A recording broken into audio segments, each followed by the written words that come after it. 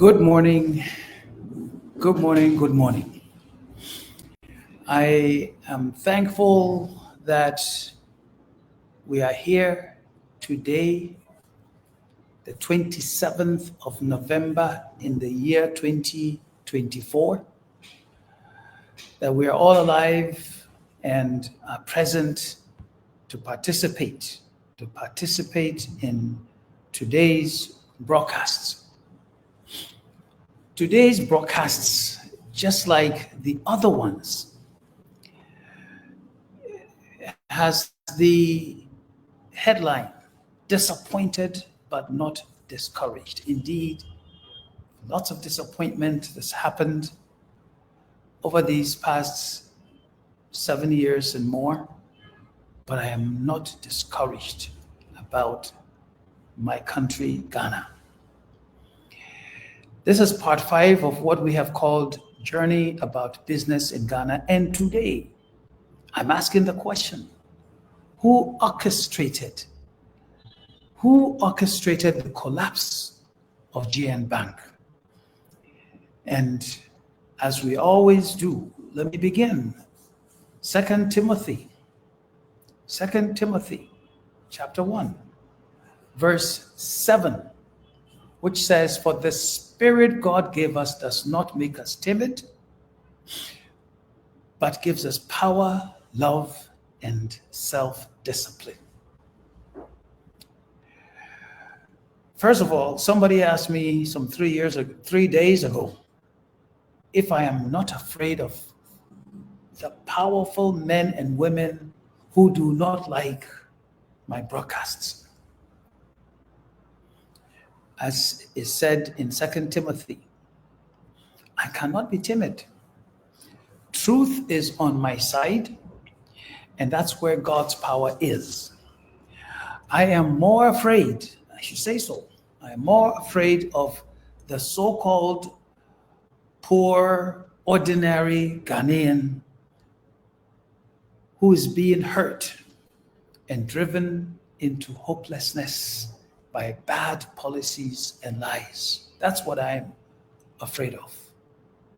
Not about so-called powerful men and women who don't like what I'm doing here this morning. And indeed, I'm exhibiting a lot of self-discipline, because since I started this broadcast, I've received hundreds and hundreds of documents, confidential, state, private documents from all the regulatory agencies, documents that say they are proving that, somebody's pension business was taken and shared amongst some NPP leaning pension trustees, or some insurance business was taken from one or two insurance companies, including the state insurance company, and given to an NPP leaning insurance company. So many different documents of people being paid, some contractors being sent, some say to Fidelity Bank and other places to go and get money. I've got tons of them, but that's not where my interest lies. I'm not going to be showing any of those kinds of things or even talk about them. I'm going to keep my focus, my discipline on what is important, and in my view, what will not just explain what happened to GN Bank and our other companies, but what I hope someone would hear, someone would see, someone would understand, and make our licenses come back so that jobs for our young men and women will come back in the thousands and thousands. That's what I'm interested in. And one example of a bad policy is the decision to raise the minimum capital for banks in an unprecedented way. And doing so in an economy that is fragile, struggling, like the one that Ghana has had. I am confident, and I want to make it clear that that decision to engage in that so-called reform, that decision to raise minimum capital in an unprecedented way, and then decide that those who don't meet it must go away. And that decision that also collapsed so many financial institutions, it is one of the biggest causes of the financial and the financial difficulties, and also of the collapse of the Ghanaian economy. Very clear. I want it to be very clear. And so those people who organized it, who did it, who implemented it, they must bear responsibility for the collapse of our Ghanaian economy.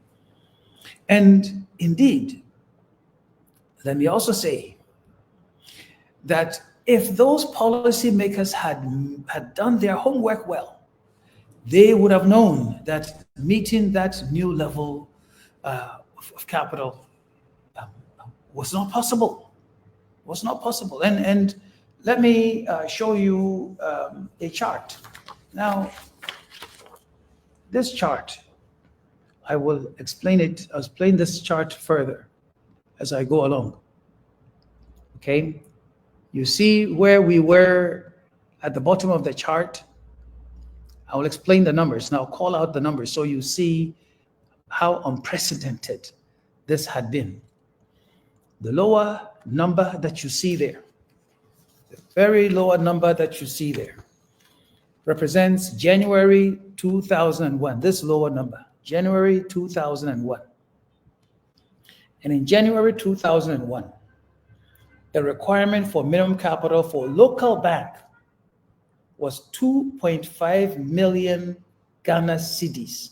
And for foreign banks, it was 5 million Ghana cedis. There was no timeline for banks at that time in 2001 to meet the minimum. There was no deadline. But that was the minimum that was set. Again, remember, 2001, it was 2.5 million Ghana cedis. That is the bottom of this right here. Right here. You go to the next step. The next step happened in February 2003. There it said, all the banks were given universal banking licenses, all the banks. And they were directed to recapitalize to 7 million Ghana cedis. 2003, 7 million Ghana cedis. All banks. And the timeline that they were given was 3 years and 10 months. 3 years and 10 months. And the deadline, therefore, was December 2006. That is the second step. 7 million Ghana cedis, 3 years, 10 months to meet that minimum capital, and therefore December 2006, all the banks were supposed to do so. Okay. So that's the next step, second step. The blue step, the third step, that happened February 2008. February 2008. All banks were to recapitalize to 60 million Ghana cedis, 60 million capital cities. But local banks were given 4 years and 10 months. Foreign banks were given 1 year and 4 months. The deadline, therefore, for local banks was December 2012. This is what happened in 2008. They were given 4 years. Remember what I'm saying to you. And then in December 2013,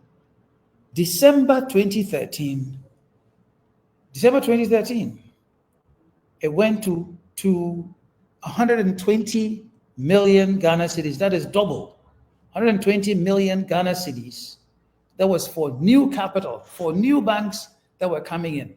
For existing banks, it remained 60 million Ghana cedis for existing banks. 60 million Ghana cedis. Now, let me give you an evidence of the 60 million Ghana cedis. When we were First National Savings and Loans, we applied to become a universal bank. The letter I'm showing you was dated 11th July 2012. 11th July 2012. This letter from the Bank of Ghana given to us, which said application for banking license. And it says, we refer to your application in connection with the above subject and write to inform you that the Bank of Ghana has given approval for a banking license to First National Savings and Loans Company, subject to the fulfillment of the following conditions. And the last one there, condition number 4, was a clear demonstration of the ability to raise additional capital beyond the minimum of 60 million Ghana cedis. 50 million. So it was still the 60 Ghana cedis that we were talking about in this letter was in 2012.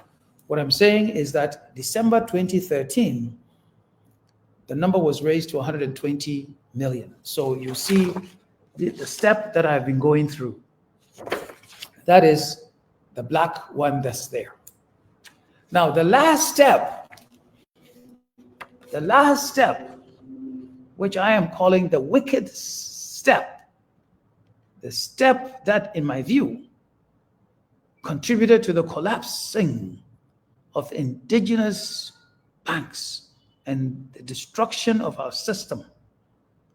The last step, on an unprecedented move, this one said, we're going from 120 million Ghana cedis to 400 million Ghana cedis, and there was no provision made to give local banks additional time. In all the previous years, some of them local banks were given 4 years. This one said everybody must meet this within a year or so. A year or so. What I'm saying is that those people who made that decision, those people who made the contribution to the implementation of this, that those ones, they are responsible for the collapsing of not just our financial system, but our economy, and I'll try to explain some of this as we go along. What I'm saying here is that I know that higher ups in this present administration, that some of them, their decision was that they wanted to consolidate the banks, and end up with a small number of big indigenous banks. I'm saying to you today, it was and it is still a very bad idea. Now, let me go back to the concept of minimum capital for all banks. I'm saying it, I have said it to this present administration, I have said it to many different people, and I'm saying it to the hearing, and I hope the understanding of any the new administration that will come in January 2025. That don't buy that idea of a minimum capital for all banks. It is wrong. In a small and developing economy like Ghana, it is wrong to buy into that concept for banks, for insurance companies, investment companies, and so on and so forth. No. Go to America. America has banks that can do any and everything that you would want a bank to do for you, including transfer monies. Banks, national banks. I know because I'm part of a national bank in the US, but a very tiny, a very small national bank, a very small one. And then you have the big national banks like Bank of America, like Wells Fargo, like JP Morgan Chase. Those are huge banks with trillions of money. Now, is someone saying to me that what we are required for a very tiny, tiny bank on the south side of Chicago is the same as that for Bank of America? No, no. And why is that? They know that they are specialty banks. They are community banks. They are banks who serve certain populations, certain communities that are essential to support individuals and their small businesses. So that's what we do on the south side of Chicago. We help individuals, small businesses to exist and thrive with mortgages, with personal loans, or a safe place to keep their money, all of that. There's no such thing as a minimum capital. Otherwise, how would a man from Elmina like myself be able to invest in a bank in the United States? Where would I get that money from if I were to compete with the JP Morgan Chases of this world, Wells Fargo, Bank of America? The minimum requirement could have been $100 million or even $1 billion, given the size of those banks. Where would we get that kind of money from? But it is a risk-based approach that they use there. You prepare your business plan, the regulator takes a look at it, and they negotiate and set what your individual specialized minimum capital should be. In our case, they said 8%. 8%. Bring 8% of your planned deposit base. But then we wanted to be careful. We said we will always keep it around 10%. Around 10%. And right now, as I speak to you, we are striving to keep 30%, have our capital be 30% of our deposit. And so I know that if I get $100 million more deposit today, I must find $10 million of new capital to support it. So I hope everybody understands what I'm saying. It's graduated based on the risk level. So it's a risk-based approach. And that's what they do. And they know that small banks support the small economy and the overall system in the United States of America. So if Americans understand that, why would people sit in a little country like Ghana with our little monies and decide one day that, oh, we would want to consolidate? I even remember one day somebody came to me and said, hey, maybe GN Bank, yeah, you are spread out. You might want to consider a consolidation with Fidelity Bank and others. Why would anybody have that idea? That idea of consolidation? Why? And I am saying to you that there are people who in this system,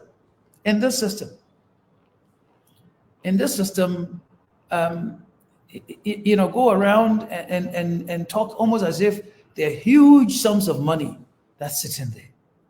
Huge sums of money that's sitting there. I want to show you that that is not and has never been the case.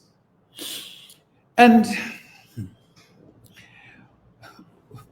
finding money, big money, like going from 120 million to 400 million, you ask yourself, how many banks in this system were able to go and bring new money to meet that 400 million minimum capital? Many people restated their balance sheet. Many people, that's what they did. Okay? Not only that, in the end, why? That's what we got the Ghana, I forget what the name even means any longer. That amalgamated trusts, I think is called GATT, finally came to take a position in certain local banks. Okay, but not ours, not GN Bank. And I will tell you, one day I got a call. I got a call one day in December 2018 from someone that is very highly influential in this administration and saying, GATT will call you, somebody will call you. In the end, it turned out not to be a call. Why were some included and why were others not included? Why?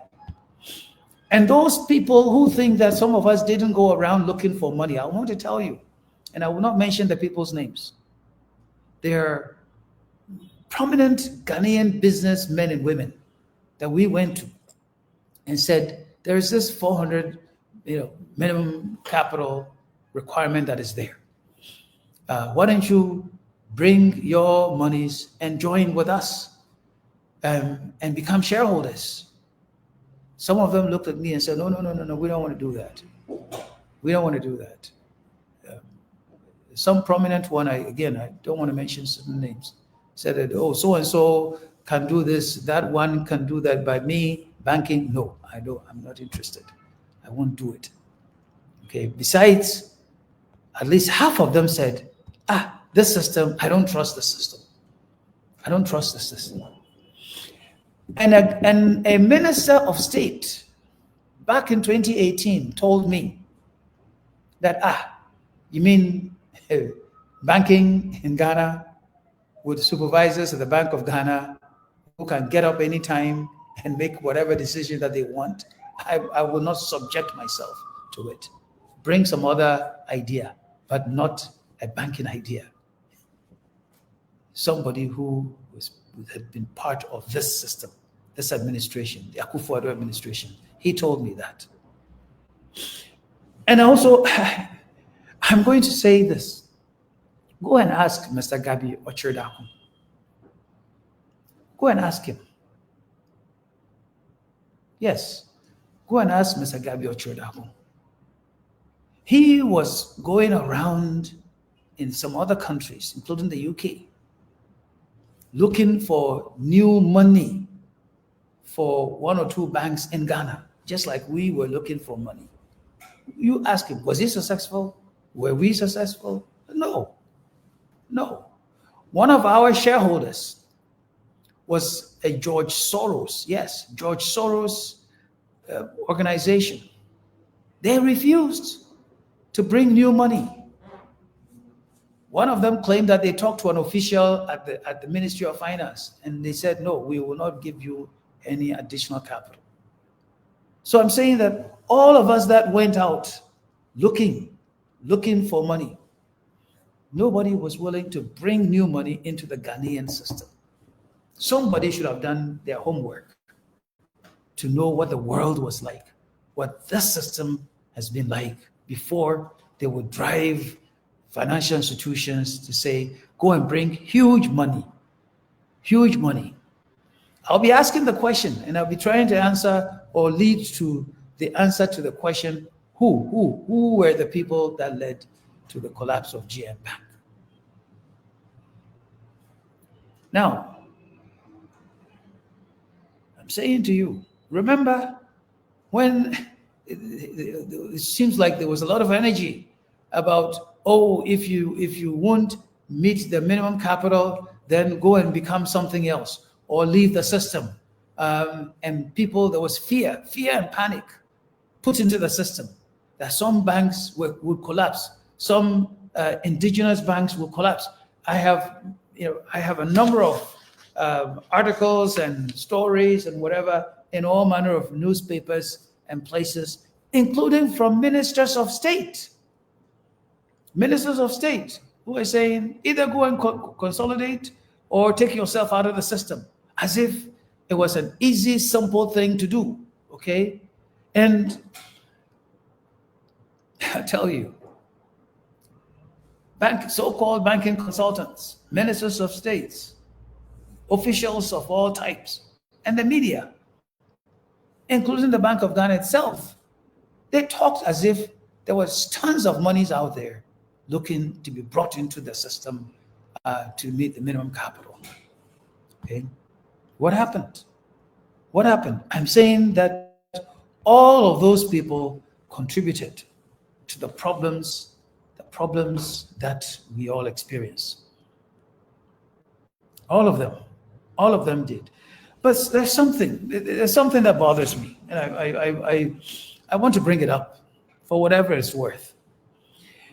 I was shocked when a well-known businessman in Cape Coast, I went to him, not just for him to invest, but for him to help us with continuing liquidity. He looked at me and was very blunt. Looked at me and said, but Akwesi, Akufo-Addo, Obogu Bank no. I said, hey, isn't that him? What I'm saying, he said, look, Akufo-Addo will collapse your bank. How? I mean, if I mention this, everybody will know, not just in Cape Coast, but in Ghana, who this person is. That's what he told me. That's what he told me. And then I was in Takoradi. We met with credit union association people, credit union customers of Gold Coast, now Black Shield. And I can still remember the way a man, he almost called me stupid, clueless.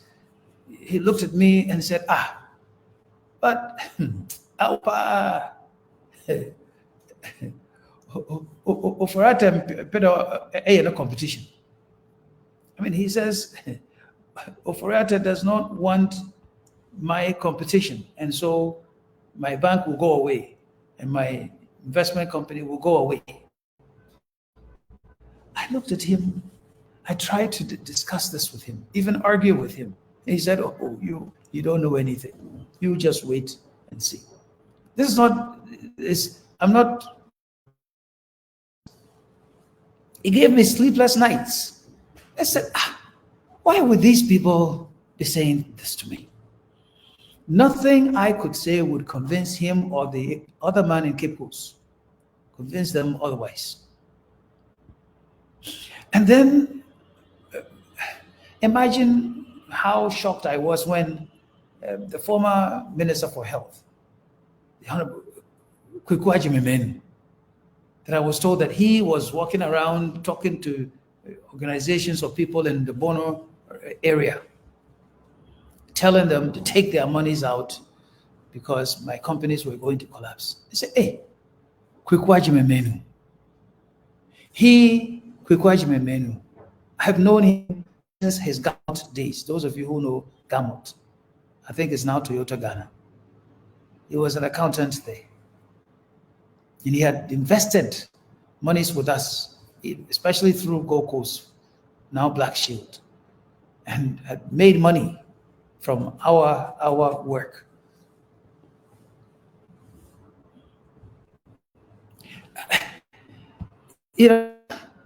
So many things that were said to me that I've been wondering, could this be true? Would this be true? People who had, put in monies with us, and then all of a sudden, people who are inside the system come take their monies out. And I was sitting there, trusting the system, and not knowing what was coming. But were the people who were telling me these allegations, were they wrong? Were there warning signals that I was blind to and couldn't see? And in 2018, we were in full engagement with the system.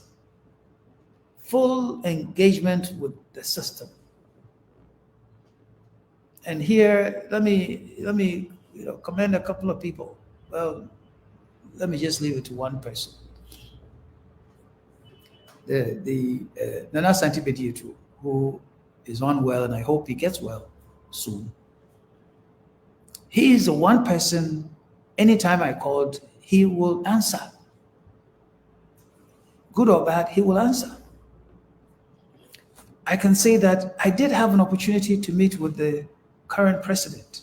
It's 2018, before everything went silent. And since then, not been able to, have not been successful in engaging him directly. And there was a point in July 2019 that I was told that you just deal with Kenneth Kuntunkunuku Oforiatta. That's who you should deal with on this matter. The matter of paying back our monies due from state agencies and contractors and the license. I'm just saying these things to you so you understand. We made a lot of engagements with different people. So, getting back to the minimum capital and financial sector reforms, I am saying to you that that decision, there's nothing wrong about seeking reforms. There's nothing wrong about cleaning up a system. No. But that minimum capital decision was an economy killer. It should never happen again. It should be a risk-based matter. It was an economy killer for a country like Ghana. Look, in this country, it is not big businesses that are going to make the country work. It is not the ability to invest or finance oil and gas or gold or those kinds of things that will make this country work. What will make this country work and for Ghanaians to prosper? It is the micro, the small businesses dotted around the country whose activities will make this country move. It is the same way that the American system is supported. It's not the huge Amazons and Microsoft and whatever that drive the American system. All over the country, there are small businesses. The restaurants, small shops, small manufacturing entities. If you even take a look at a company like General Motors, there are smaller entities that make the parts that make the system go, for them to assemble, to create vehicles that you call General Motors cars. So you kill the small people, you kill the big system.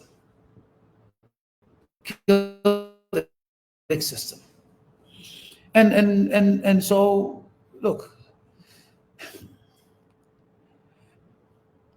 that minimum capital charge, that's what I've showed you. But I'm still asking the question, who made this decision? Who made this decision to collapse GN Bank? And here, look, there are some documents, and one particular document, I want to read it to you. Somebody has told me this document is fake, but I want to show it to you. It says it's fake, that the document is not correct, that the document is wrong. But I'm going to read it to you because I was shocked when I saw this. And then even shocked some more about the results that came, that seemed to fit. And here, look, Mr. Oforiatta, if this is wrong, I am asking you, come out to the Ghanaian public and tell your truth. I know there are many people, including myself, who say that you were instrumental in what happened to our companies, that the monies that didn't come, the collapse of the bank, and a number of different things. You too come and tell the public what happened. Who did what to whom? And please remember, Mr. Ofori-Atta, that we came looking for 300 million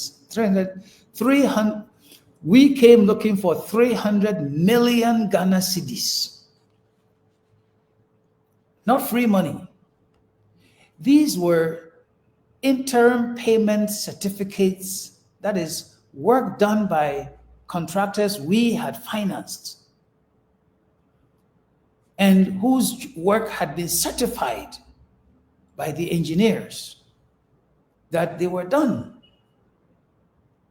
And which work, it was said that if they are not paid in 90 days, that interest will begin to accumulate. We presented these 2017, 2018, said pay this money to us and see to it that the agencies pay. We went back and forth, back and forth. If that money had been paid in 2017 or 2018, the problems we have experienced, not just GN Bank, not Gold Coast. Gold Coast wouldn't have had any problems. GN Bank wouldn't have had any problems. None of our companies would have, and there would be a GN Bank still existing all over the country. Because you see what our system was, and I'll show you the chart, because we don't do things just by heart, as they say in Ghana. The bank, people will come every now and then, they will take a little money here, a little money there. It's not a problem. It wouldn't even be 10% of the money that they will come for at any given point in time. The investment people at Gold Coast, again, now Black Shield, they will come every now and then, some every 3 months, some every month, take a little bit of money here and there. Then the bulk of the money, we would invest or reinvest. So if it was contractors, okay, the monies that we would need to get out was a smaller percentage of the money that was inside the jobs, inside the projects. So we will manage them. And we hired consultants, aside what the government agencies did. We would hire consultants to go out there and check the work. They would do videos, photographs, bring them for us to review whether the works were being done or not. So 300 million Ghana cedis were completed and certified jobs. We said, pay us. The monies didn't come. So look at this chart. See, it's a pyramid, if you will. What is it doing? It is showing you how the simple design that we had used for our work. At the very top, let's just say that's where the 300 million belonged. Those are IPCs, or interim payment certificates. Next to it would be the completed projects that had not been certified. And at that point, it was more than 900 million Ghana cedis. Then the next to that would be ongoing projects. If you look at way at the bottom, there are individuals. So we would take whatever would come from this, from the 300 million, give some to the people who have completed their jobs so they can get them certified. Give others to those with ongoing projects so they can continue them. And then if you go all the way here, the individuals that will come to take some of their money, they would also get a little bit of it. That is how our system worked until January 2017. That is how the system worked. So if somebody thought that, oh, we just sat there, collected monies, and we did something strange with them, that is how our system worked. So the people who decided that indeed, we will go and investigate, wait, we won't pay now, and still haven't paid up until today, so that the total money, not just the 300 million, the completed projects, the ongoing projects, is now valued at more than 7 billion Ghana cedis. That is how the problem had been created. And so, look, what I'm saying to you is, you ask the Honorable Boahin Edu. He's a friend of mine, still the head of Cocoa Board. He, at some point, he was together with his chairman at Cocoa Board, was my senior by far at St. Augustine's. So he's a senior Absunian, Mr. Hakman Owusu Ajiman. You ask them. They know about this, the money that Cocoa Board, owed and still owes us. So you ask the former Minister for Roads and Transport, Mr. Mwakwata. I've been to his office. And the current one, Mr. Asenso Ochi, I've been to his office. Or the Get Fund man, I've been there. Okay, I dragged myself over there. But let's ask them, did they know that they were causing a liquidity crisis that could pull the economy down? Did they know? But today, do they understand what the end result has been? Do they know? And I'll come to another point, but I did say that I was going to read this. I want to read this. So let me read this to you. This document is dated September of 2018. And as I mentioned, this is a memorandum. I've been to cabinet before. I've been a cabinet member before, so I know what you do with such documents. And so this one says,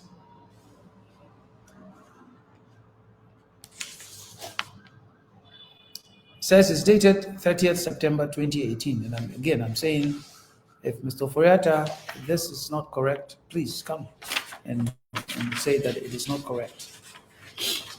So what does this say? Number one, it says action required.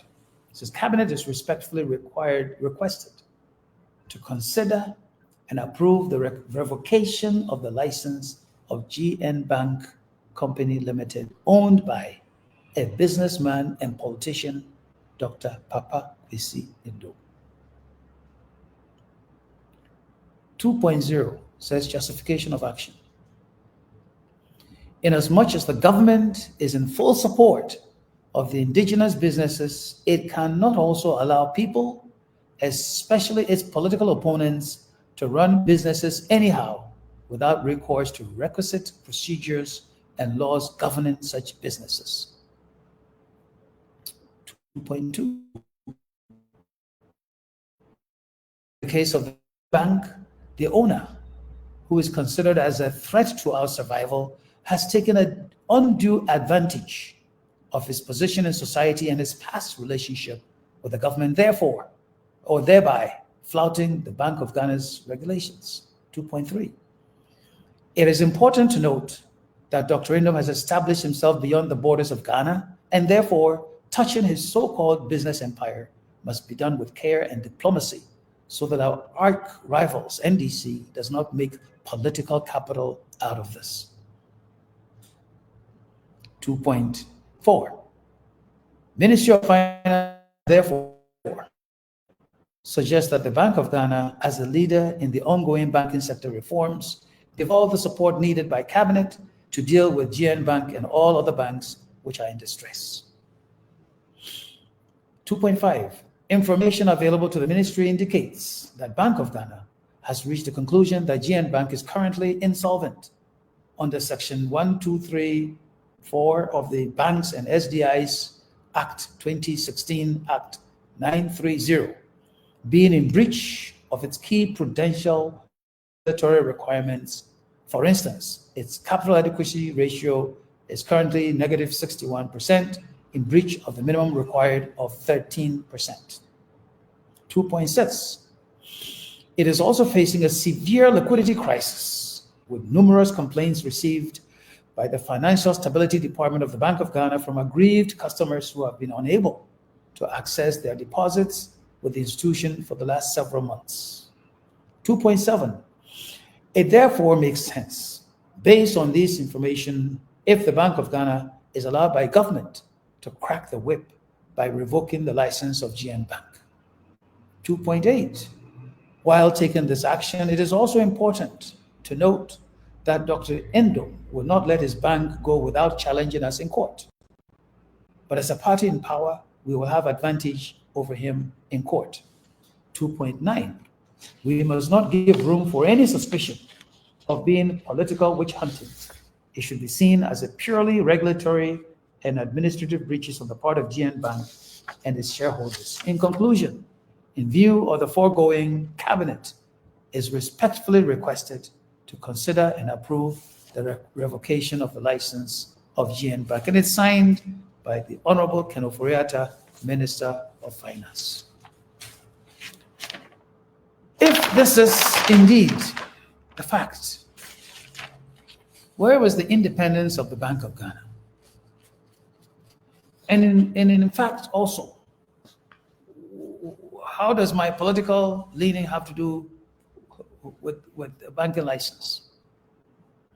And then, remember, I just went through 300 million Ghana cedis, 300 million Ghana cedis, which I have said, and I'll repeat, that if this were paid, had been paid in 2017, or even earlier 2018, none of this would have happened.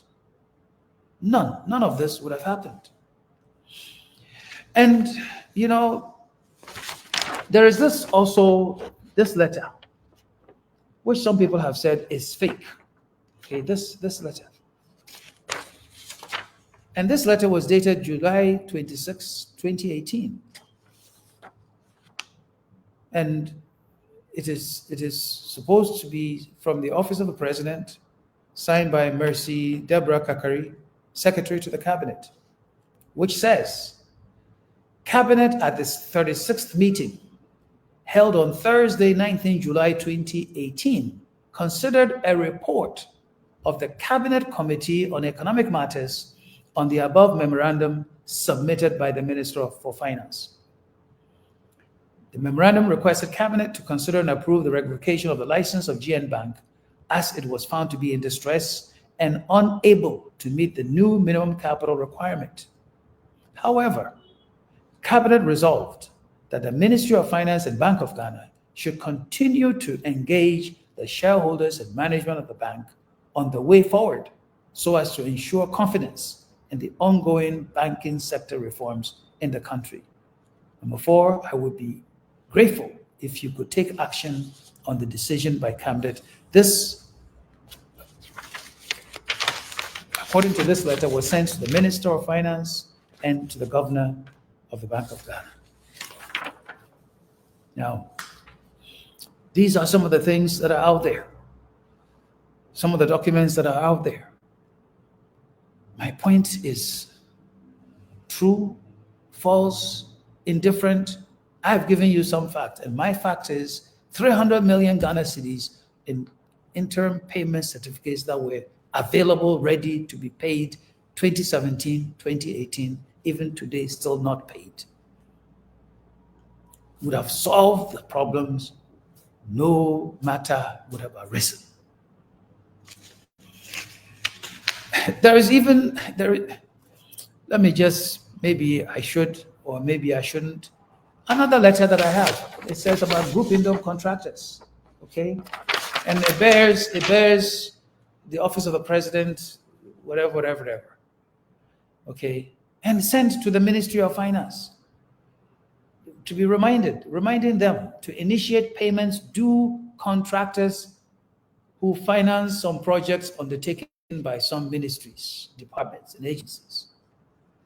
That at a recent cabinet meeting, the president had requested an update on validated projects, especially those that were executed by contractors who took monies from GN Savings and Loan and Gold Coast Fund Management, all entities of Group Indom, owned by Dr. Papa Kusindo. Basically, it says this has become necessary because the intelligence picked up by national security that any further delays in paying monies to Group Indom and its affiliates to enable them pay their customers and clients will affect our electoral fortunes, especially in the central region. I'm just saying that there are many different things out here. Documents, in fact. All I am saying is that it is beyond any dispute. So the facts are indisputable, not necessarily with these kinds of documents, but the facts of the matter are indisputable. There was plenty of reason to pay the monies due to contractors. To pay the monies. And those monies, if they had been paid, those monies would have resolved all these back and forth issues that have ended up with thousands of people being unemployed. Some people dying that I know. Some people being disabled that I know, and the impact that it has had on lives, many people. And I estimate we're talking over 70,000 people that have been affected, directly and indirectly in terms of employment and business opportunity. But also, let me ask, I keep saying Mr. Kenneth Kuntunkununku Ofori-Atta. But today, let me also say, since February 2024, even prior to that, there have been different people who have been in charge in several key agencies. One of them is Dr. Mohammed Amin Adam, the current Minister for Finance, the MP for Karaga. And I know Karaga. Personally, I know Karaga. I have a rice farm in Karaga. GN Bank had a nicely built branch in Karaga. When I go to Karaga today, nice road that has been built, from the Tamale Junction going to Karaga, and even now to Gushegu, where we also have a branch there in Gushegu. I'm asking Mr. Mohammed or Dr. Mohammed Amin Adam, did Mr. Ofori-Atta leave any handing over notes that suggested that I or we had done something so wrong that the license cannot be returned? Does the handing over note say something to tell you that if monies are due to be paid, that they shouldn't be paid? Dr. Adam, I'm asking. I am asking. Let's even suppose that Mr. Ofori-Atta did something really bad. Have you discovered something otherwise which would lead you to go and make a case to the president that, I've come and I've seen what is here, and what had been done shouldn't have happened. So can we start to make some small steps to rectify the situation? Can that be done, Dr. Adam? Take a look. And if you have something to say which would tell everybody that, no, that terrible Indo or that bad group Indo. Here are the facts. There's no reason why I can sit here as Minister for Finance and allow them to get their monies or get their license or whatever. Please, I'm also asking you, come out and you tell the public. The Vice President is there, Dr. Bawumia. He's there. I'm saying things were done, and as I've said in the past, give me new facts and I'll change my mind. Some of what we've been doing is giving facts to people, new facts, letting people understand what actually happened so they can make different decisions. And I'm also asking if the current president, Nana Akufo-Addo, if he's hearing these facts, then he must also do the needful before he goes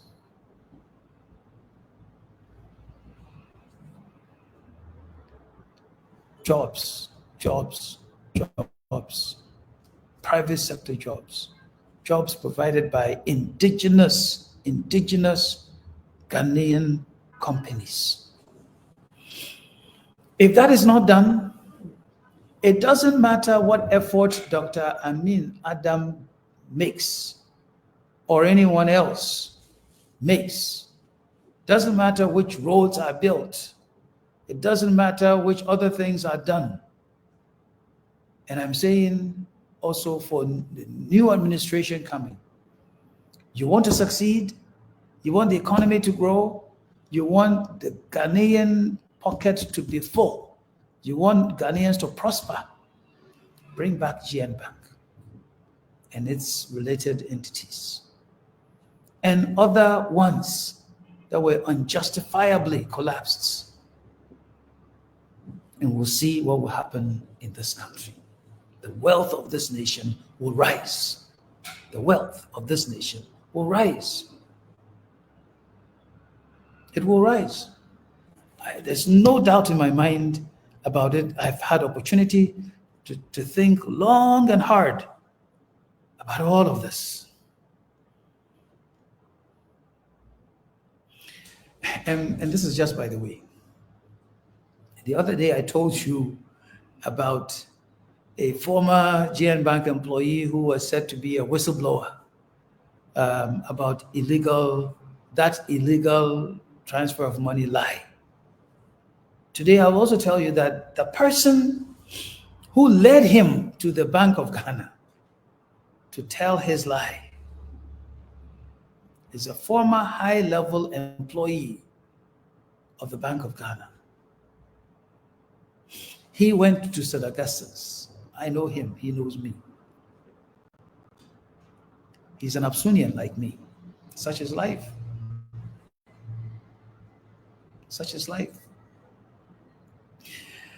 And again, let me go back to a number of different people, other people who have been involved in all of this process. So I ask the former majority leader in Parliament, Honorable James Bonsu, and ask him, what did he say when these problems came up? What did he say at Cabinet? What he said in the media, we have a recording of it. What he said to the media, not just about the bank, but also about the former Gold Coast, now Black Shield. Has he changed his mind now? And if he has changed his mind, he is still an MP in this present parliament. What is he saying? What is he doing about it? The former chairman, national chairman of the NPP, former national chairman, he's there. I went to talk to him. He's there. The current chairman, Stephen Ntim, he's there. The general secretary, all of them. They all have had views about all of this. They have known about this. And those who took us to court in the United States, we know who gave them information that even I don't have to take to court in the United States. We know who did them. So who took the decision to collapse GN Bank? Was it the president? Was it the former Minister of Finance, Mr. Furiata? Was it the governor, Dr. Addison? Was it cabinet? Did cabinet tell, and then there was also the economic management team. Did they tell cabinet, for cabinet to tell the finance minister, for the finance minister to tell the governor that take that license away from them? Is that what happened? I've given you some clues. But what I'm saying is that those who took the decision to bring about that stated minimum capital, 400 million, made a wrong decision, bad decision. Those who thought that bigger banks are the ones that were going to save the economy and bring big deals to Ghana, they were wrong. The facts haven't borne that out. Rather, they've collapsed the smaller businesses, the smaller financial institutions that were going to provide the foundation for the system, for the economy to grow. Those who thought the only things to do in Ghana by a financial institution is to finance oil and gas, gold, big ticket items. Wrong. The ones who took the decision that 300 million Ghana cedis don't pay it to Indom and his companies. The 1.6 or 1.8 billion in portfolio back then in 2018, it's now grown to the 7 billion. It was wrong. But I'm saying it's not too late to make amends. It's not too late. Let's change the situation. Let's solve the problem. And let's help this country come back. For me, it's not about the political things. That's not what I'm talking about.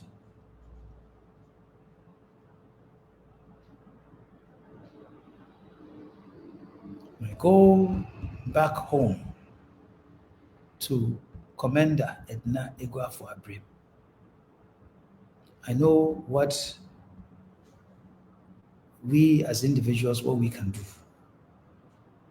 to help other people grow. And I say to my people back there repeatedly, I have been blessed. I've had opportunities. A young boy from Elmina, Edna. I often say that if you go to the bridge connecting the castle to the Elmina town,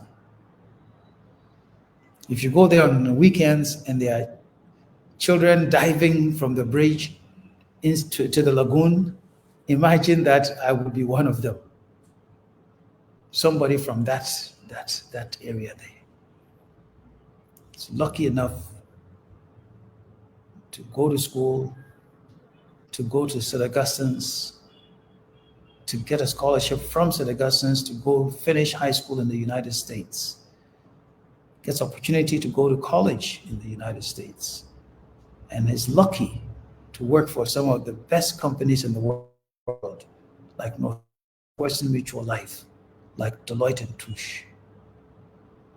I count myself to be lucky. So if God has blessed me in this way, the least I can do, the very least that I can do, is also to provide opportunities for somebody's son, somebody's daughter, grandson or granddaughter, somebody's husband, somebody's wife, for them also to have the opportunity to also realize their potential, because our God-given talent in a country like Ghana is great. Our lights shine when we go out there. Why shouldn't the light shine here in our own home country, Ghana? That's what I want. And that's all the reason why I've been talking, so that somebody can hear me. So if they didn't hear me 6 years ago, 7 years ago, 5 years ago, 4 years ago, they'll hear me today and say, hey, my friend, my brother, my colleague, let's sit down today and do something about this, so that jobs and jobs and jobs can come back. That's all I'm looking for. Nothing else. That's what I'm looking for. So I want to thank you for listening to me today. If you've had a problem with what I've said or have a question, send me a message. Maybe the next time I'll try and explain. If I got something very wrong, I'll come and apologize for it. Because as I always say, I'm not perfect. I'm a human being, but I know what my facts have been. I know what we try to do to make things right, and we will continue to make things right at Group Indo. Thank you, and may God bless you and bless everything that you are looking to do, so that you can have the success and the benefits that you are looking for. God bless you.